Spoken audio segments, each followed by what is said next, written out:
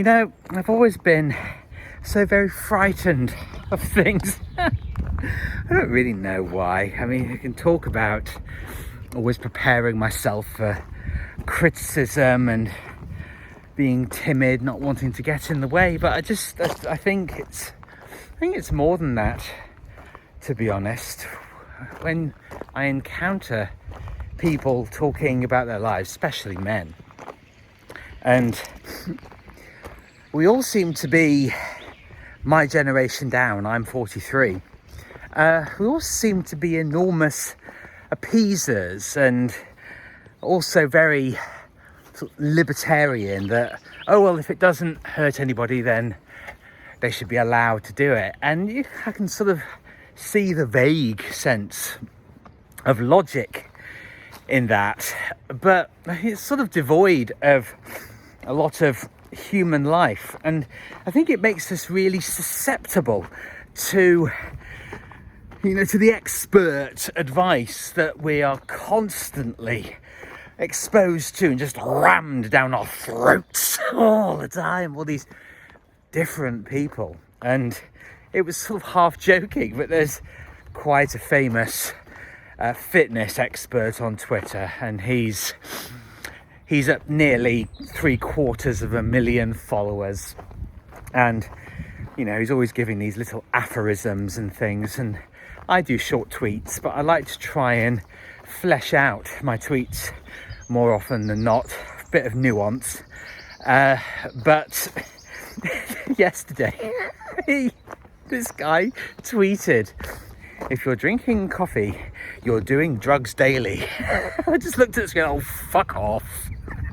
And I did nearly comment and tell him to fuck off. I thought, oh, just don't bother, because I'll just end up with a mass of notifications that aren't from my posts, and maybe it'll give me a bit of exposure. But I thought, nah, don't bother, waste the time, because you're not going to convince other people. But isn't it funny how we say, oh, you never convince anybody else, but we're constantly looking to other people to give us this guidance all the time.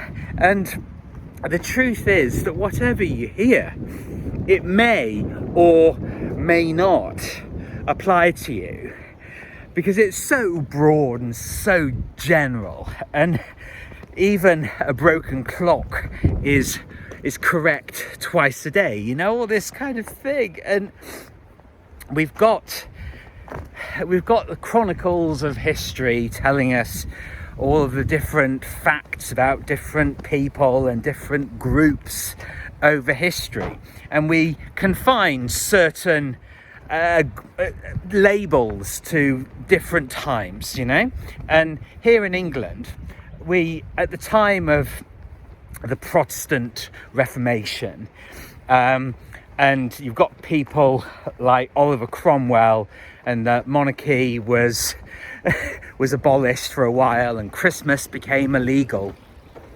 But we know this period as the puritanical period, and we think, oh, that was 400 years ago at the time of the Charleses. But of course, we always have the new Puritans, and they're all of the, you know who they are. You know who they are.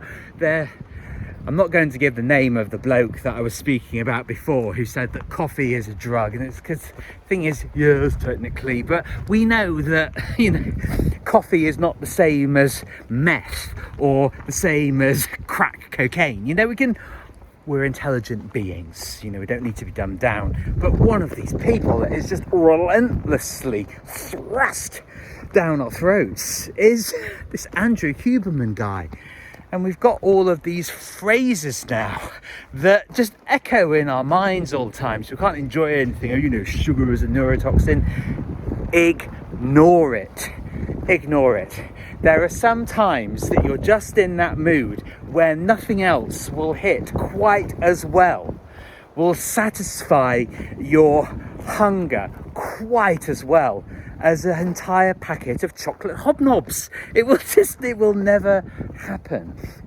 And I talked about fear at the beginning of this video, but the thing is as well, I don't think it's just me, although I have felt it a lot, but I think we're all just racked with guilt and shame over things that are really, really simple. You know, don't eat any processed foods, don't eat any packaged foods. The other night I went to the local shop, I bought a gigantic bumper bag of Wotsits, flaming Wotsits. And I don't know if they exist anywhere else, but basically you eat them, they stain your teeth orange, but they're absolutely fucking delicious. They're just so delicious and such a treat. And do I have them every single day? No.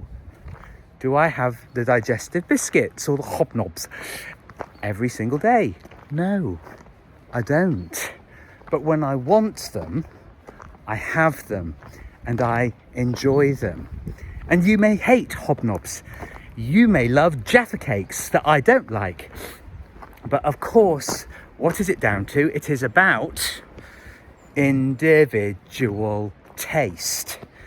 And you know who gets to decide your individual taste? Well, yes, quite right. It is you who gets to decide your individual taste, and nobody else can give you the advice because they don't know you, they don't know your body, they don't know your background, they don't know anything. So if you've got somebody on Twitter who's got hundreds of thousands or millions of followers, who's done the podcast circuit telling us about how the most delicious treats in life are bad for you, please God. I try not to block people, but I tend not to engage with those people because goodness gracious me, do you really want to be living on the top of the mountain, toxin free, with absolutely no joy or pleasure in your life? Well, no, my friend, you don't. You do not want that, darling. You want to have a varied, exciting, interesting, sometimes a little bit naughty kind of life. And coffee is delicious if you like it. If you don't, fine. Maybe you like tea, or maybe you like lemon squash. Maybe you like having a glass of wine. I don't know. I can't tell you. It's not my job to tell you.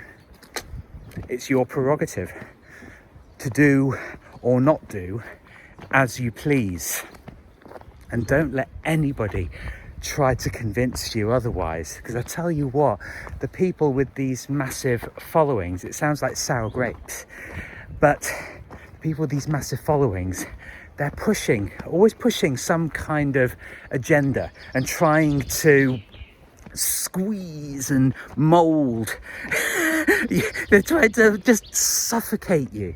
They're trying to pack you in to being this tiny, insignificant porcelain doll, you know, that never farts or never masturbates or any of these things. And if you look at these people, yeah, they have great professional smiley profile pictures, but when you actually see them in interview, look at their eyes. They're disguising something. They don't smile or laugh in a normal way. There's something about them that is incredibly obsessive, and they have reached the heights, okay, in their particular fields, and they've got the adoration. There's so much ego involved, and the reason that I follow the people that I follow, the Katie Hopkinses of this world, James Delingpole, Lawrence Fox, people say that they go too far and say, oh, you know, the thing is, maybe you should try wording things in that way. Fuck off. No, don't try to fit in. Be yourself. Enjoy the things that you enjoy. Decide for yourself.